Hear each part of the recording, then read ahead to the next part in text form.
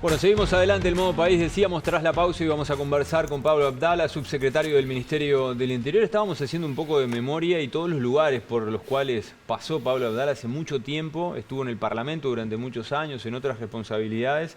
Y bueno, hoy está concluyendo su etapa por el Ministerio del Interior en un periodo de transición. Pablo, gracias por haber venido a conversar un rato con nosotros. Un placer, Rosario, Miguel, gracias por invitarme. Buenos Una especie días. de nómade de la política. Ahí va. Sí. ¿Cómo se está llevando adelante este proceso de transición entre las autoridades que van a asumir en pocos días?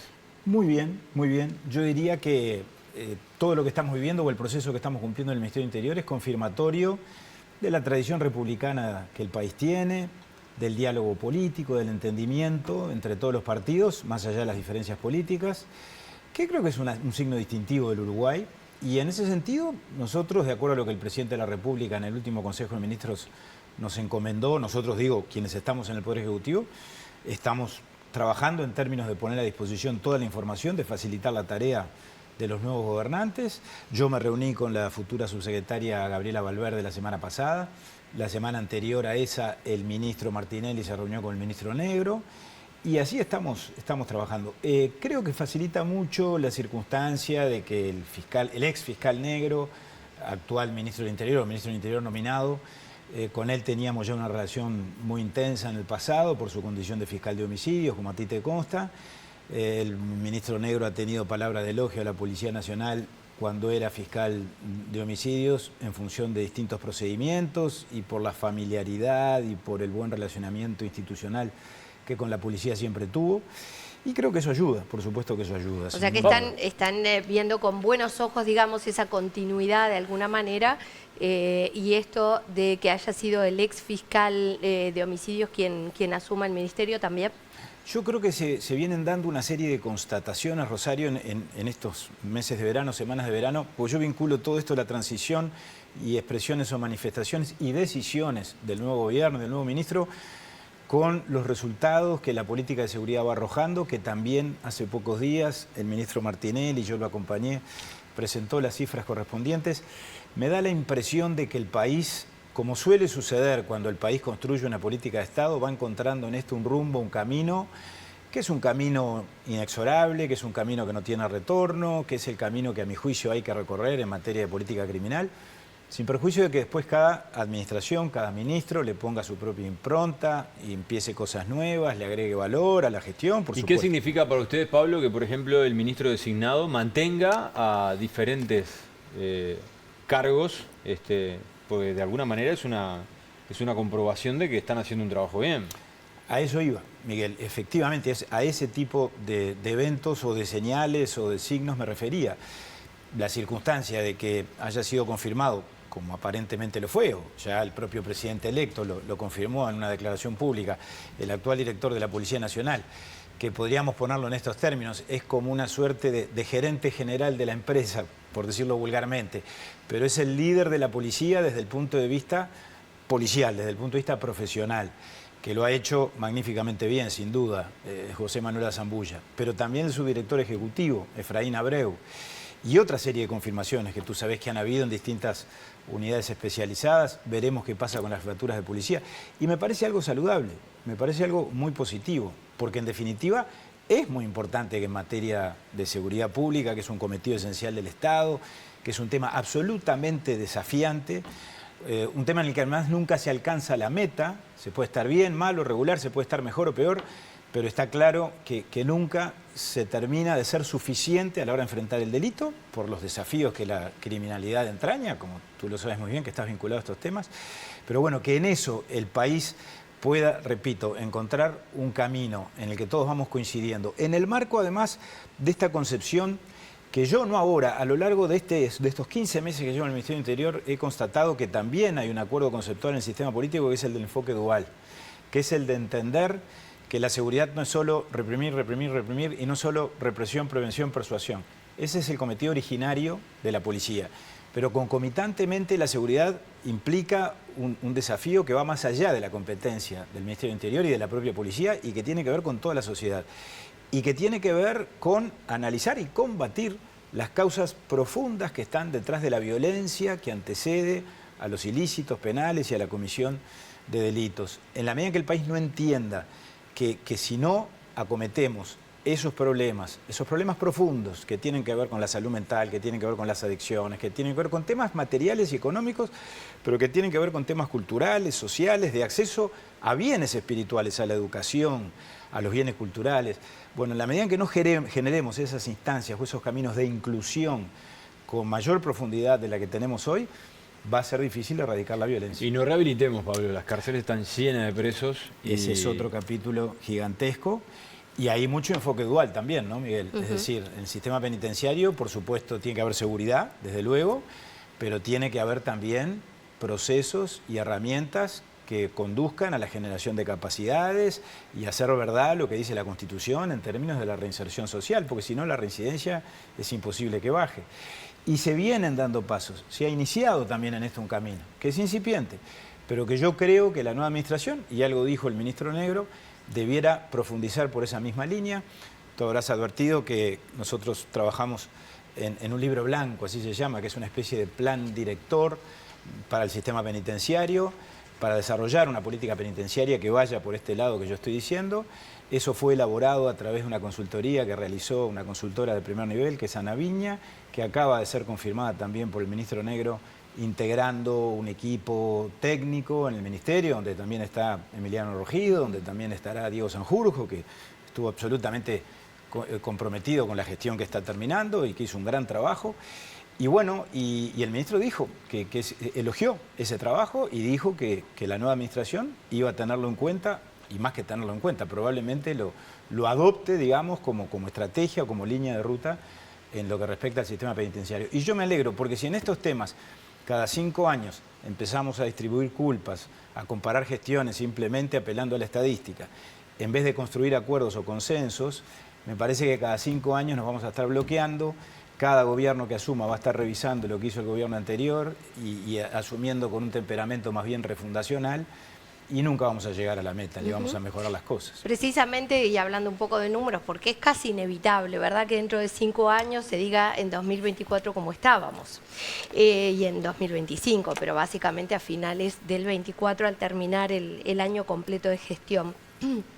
Ustedes acaban de presentar, el Ministerio, una serie de datos que tienen que ver con poner a punto y poner en línea, que sería la línea base del próximo gobierno, ¿no? ¿Dónde arranca el próximo gobierno en materia de homicidios, de hurtos, de rapiñas? Y también otro dato muy relevante y que preocupa mucho a nuestra sociedad, que es la violencia doméstica. ¿Qué nos puede compartir Abdala al respecto?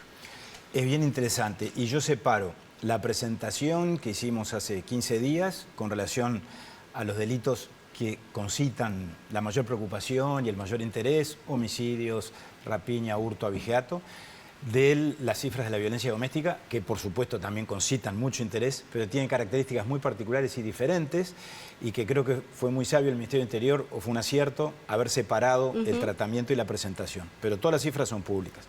Con relación a lo primero, creo que en todos los delitos, a excepción del homicidio, que también tiene características muy particulares, notoriamente estamos en una tendencia descendente que se ha venido dando desde el año 2020, cuando se produjo un quiebre a partir de esta nueva concepción y de esta nueva política criminal, de ese nuevo camino que yo digo, el país inició y que entiendo no va a retornar de él ya nunca más, porque además, no voy a decir todo lo que ya dije, las señales que el nuevo gobierno está dando parecen corroborarlo. Pero en ese sentido es notorio que hemos tenido una baja de rapiñas sustantiva, que fue de un 20% en el 2024 con relación al 2023 y que ya es de más de un 40% con relación a las cifras del 2019. Pero repito, lo más importante de todo es la cadencia que se viene dando a la baja en forma sostenida. Con los hurtos otro tanto, un 20% con relación al 2019, algo menos con relación al 2024, al 2023 las cifras del 24, y el abigeato, que ahí sí también hubo un cambio importante, significativo, porque bajó a menos de la mitad en todo el país, a partir de la creación de la Dirección de Seguridad Rural, en la Ley de Urgente Consideración, de las brigadas departamentales que fueron fortalecidas y de todo lo que se ha venido haciendo. El homicidio, tenemos un nivel de homicidios en Uruguay muy alto, una tasa de homicidios alta, de 10,5 homicidios cada 100.000 habitantes. Como consecuencia de muchas cosas, pero no necesariamente de la ineficacia policial, que en esto no la hay. Yo diría que la policía más bien es eficaz. ¿En qué? En el esclarecimiento, que hemos mejorado muchísimo. Esa cifra también se presentó días pasados cuando dijimos el 60% de los homicidios cometidos en el 2024 fueron esclarecidos con consecuencias judiciales muy concretas de personas formalizadas o condenadas. Si a eso le agregamos aquellos homicidios que están aclarados para la policía, aunque todavía no ha habido consecuencias judiciales, o porque hay personas requeridas y todavía no están detenidas, o porque las pruebas que se han reunido no han resultado suficientes para jueces y fiscales, allí la cifra trepida o se incrementa y llega al 80%. Esto lo ha destacado el propio ministro Negro también, y lo ha asociado, y yo lo comparto, a un cambio cualitativo que se produjo hace 1 año y medio, que fue la creación del Departamento de Homicidios, dentro de la División de Hechos Complejos, que implicó la posibilidad de desarrollar una labor mucho más eficaz entre la policía y la fiscalía, y los 4 fiscales de homicidios, creando equipos técnicos, equipos de policías, que trabajan continuamente con cada uno de estos fiscales, lo que genera y construye confianza, familiaridad, eficiencia y eficacia a la hora de la actuación, y creo que es muy importante que no solo combatir o prevenir los homicidios, por supuesto que sí, pero también que haya consecuencias judiciales, que el sistema funcione, que quede claro que el umbral de impunidad en todo caso está bajo, porque no hay impunidad, y que quienes cometen este delito y se genere ese concepto en la sociedad, evidentemente van se exponen a consecuencias penales. Porque cuando decimos el 40% no es esclarecido, uno dice, bueno, qué fácil que es, ¿no?, provocar un homicidio en nuestro país. Entonces, qué importante que esto... Bueno, era una de las preocupaciones que nos había planteado aquí el entonces fiscal Negro, aclarar homicidios para que no haya esa impunidad. Es así, pero repito, tengamos claro que estamos en una tendencia también en esto, o en un proceso muy virtuoso en términos de un aumento sostenido del esclarecimiento. ¿Es suficiente el personal que hay para este departamento? Bueno, sí, ¿Tendría que ampliarse? Sí, en términos generales, sí. No, pero vinculemos a esto, que tiene que ver con los buenos resultados también en la baja de las rapiñas, de los hurtos, del abigeato, la gran inversión que se ha hecho en materia de equipamiento, en materia tecnológica. Es decir, el desarrollo del sistema de videovigilancia, que duplicamos y más, bastante más que duplicamos en este periodo de gobierno, las cámaras que componen ese sistema, que vamos a terminar con 14.000 cámaras en pleno funcionamiento y 5.300 más que están en proceso de compra, que ya está hecha la adjudicación, la resolución de compra correspondiente y la intervención del Tribunal de Cuentas, y por lo tanto el nuevo gobierno va a estar en condiciones de colocarlas y de llegar a las 20.000 que el propio Orsi planteó como objetivo en la campaña electoral. La propuesta electoral del candidato triunfante, del candidato del Frente Amplio, implicaba el establecimiento o alcanzar las 20.000 cámaras en pleno funcionamiento, cosa que ya es un dato absolutamente tangible. Repito, porque vamos a llegar próximamente y el próximo gobierno terminará de colocarlas y ponerlas en funcionamiento. El detector de disparos, sí, el programa ShotSpotter ha ayudado muchísimo al esclarecimiento, a los efectos de llegar a tiempo, antes, y recoger la evidencia y no perderla, ¿verdad? Los casquillos, todo lo que... identificar dónde fueron, dónde se generaron los disparos, y a partir de ahí dónde se están generando las mayores concentraciones de violencia. Eso ha sido de una importancia medular en todo esto, y creo que, reitero, todo eso compone en definitiva a lo que yo agregaría, que ahí quiero ver el gobierno cómo resuelve su propio discurso, las normas de la Ley de Urgente Consideración, que fueron más de 100 disposiciones asociadas al tema de la seguridad, que a mi juicio han venido dando resultados muy favorables, no solo en cuanto a la protección de los policías, legítima defensa presunta, el agravante del homicidio cuando recae en un funcionario policial, el delito de resistencia al arresto, etcétera, sino también las normas que flexibilizaron los procedimientos en el marco de la Ley de Procedimiento Policial, del Código del Proceso Penal, y que derivaron, por lo tanto, en más eficiencia, en más eficacia en el control de personas, en el control de vehículos. El Frente Amplio se opuso a todo esto, promovió un referéndum, la ciudadanía ratificó la ley, y ahora yo veo que en eso, bueno, hay una diferencia conceptual, el nuevo gobierno dice que no comparte muchos de esos contenidos, pero no ha aclarado muy bien qué va a hacer, si los va a confirmar, si los va a derogar. ¿Y qué pasa a nivel de violencia doméstica, que era el otro dato relevante, porque vimos que hubo más de 35.000 denuncias por violencia doméstica o delitos asociados? Violencia doméstica se produjo una leve baja en las denuncias, que fueron efectivamente 35.000 y tantas, pero algo menos que el año anterior. Es nada más que una referencia estadística que tenemos que tomarla con absoluta cautela. Me parece sí bastante interesante la baja que se produjo en los homicidios que tienen por víctimas a las mujeres. No estoy hablando solo de femicidios, estoy hablando de todos los homicidios donde las víctimas son mujeres, que fueron 7 menos que en el 2023, 47 contra 40. Tampoco, por supuesto, es un dato que nos lleve a celebrar ni a ponernos eufóricos. Pero todo esto, y más allá de 47 o 40, 35.500 o 35.200 denuncias, está claro que se da en un contexto de una violencia doméstica creciente, que se da en el Uruguay y que se da en todos los países del mundo porque vivimos un tiempo de mucha violencia y que en nuestro caso esa violencia se diversifica y se manifiesta mucho en el ámbito familiar y recae, por supuesto, sobre los sectores más vulnerables desde el punto de vista de la violencia o con relación a ella, que son mujeres, niñas, niños y adolescentes. De esas denuncias de violencia doméstica, la Dirección de Políticas de Género estableció muy claramente que el 70% recaen sobre personas del sexo femenino.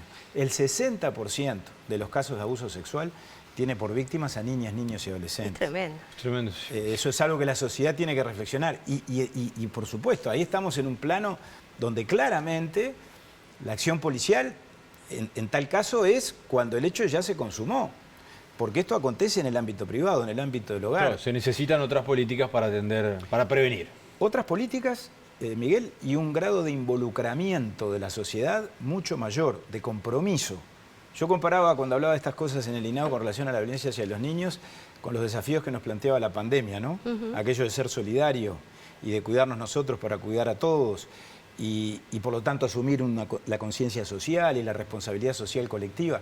Bueno, con el tema de la violencia nos pasa igual. Aunque vivamos en un hogar donde reina la armonía y no tengamos noticia en nuestro entorno más cercano de una situación de violencia hacia un niño o hacia una mujer, estemos atentos y allí donde detectemos, aunque sea en la casa del vecino, que algo de esto acontece, hagamos la denuncia. Quedó claro. Pablo, antes de que te vayas, quiero tocar temas políticos. ¿Qué está pasando en la interna del Partido Nacional? ¿Debe resolverse quién será el presidente del directorio, por ejemplo? Y da la sensación de que hay un lío bárbaro.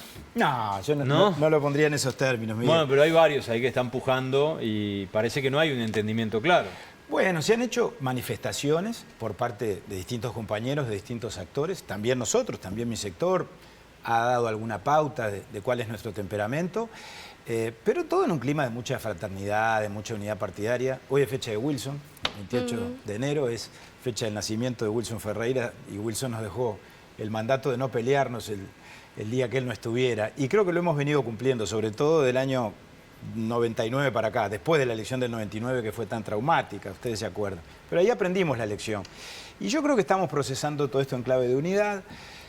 Creo que es bueno además que hablemos mucho entre nosotros y que transitemos procesos que nos permitan construir consensos sólidos, porque si apuramos a veces el tranco o los tiempos, eso puede conspirar contra los resultados en términos, repito, de una salida armónica y en clave de unidad. ¿Y qué habría que dejar pasar las elecciones departamentales? Nosotros, en mi sector de centro, que como ustedes saben de los nombres que se han manejado, que son todos excelentes compañeros, hay dos de ellos que son referentes de nuestro sector o que están muy cerca. Álvaro Delgado, porque fue candidato único del partido y porque nuestro sector además se creó en su momento, cuando Álvaro era precandidato, al influjo de Álvaro o a pedido de Álvaro, que entendió y con mucha visión que el partido necesitaba un sector como el nuestro, donde está Beatriz Argimón, estamos nosotros y otros compañeros, que no fuera ni de derecha ni de izquierda, que estuviera un poco en el medio, en una visión muy amplia, muy abierta para acoger personas, hombres y mujeres de las más diversas tendencias.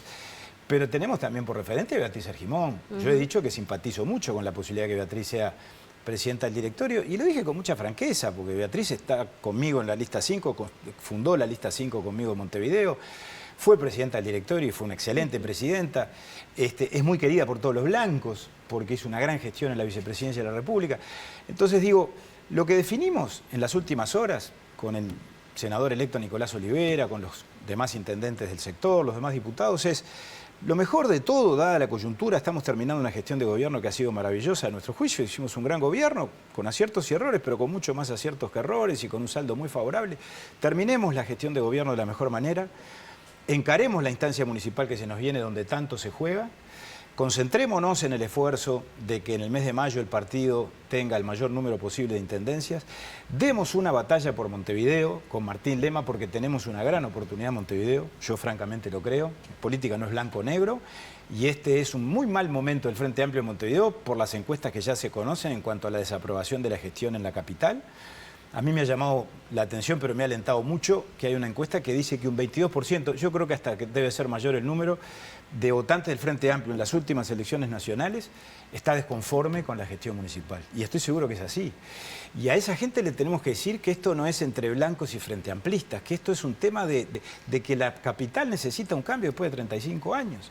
Entonces me parece que ahí tenemos que estar, en esos temas, rodeando a Martín, los que estamos en Montevideo, apuntalándolo, hablando de cómo los temas departamentales inciden en la seguridad, que vaya si nos hemos encontrado con dificultades en zonas muy complejas, en zonas donde tú sabes que por el mapa de calor el delito crece y se dispara, y bueno, y la falta de alumbrado, o los pozos, o los basurales conspiran contra la labor policial, o en todo caso ambientan la comisión de delitos y la actuación de los delincuentes. Bueno, yo creo que el partido tendría que centrarse ahí y después discutirlo. Y después de mayo, con tranquilidad. ¿Hay acuerdo en esto, en dejarlo para después de mayo? Bueno, no en principio, notoriamente ha habido distintas posturas en cuanto al momento, a la oportunidad. Y eso no es pecaminoso, que en todo caso tengamos visiones estratégicas distintas, todos pensando en lo mejor para el partido.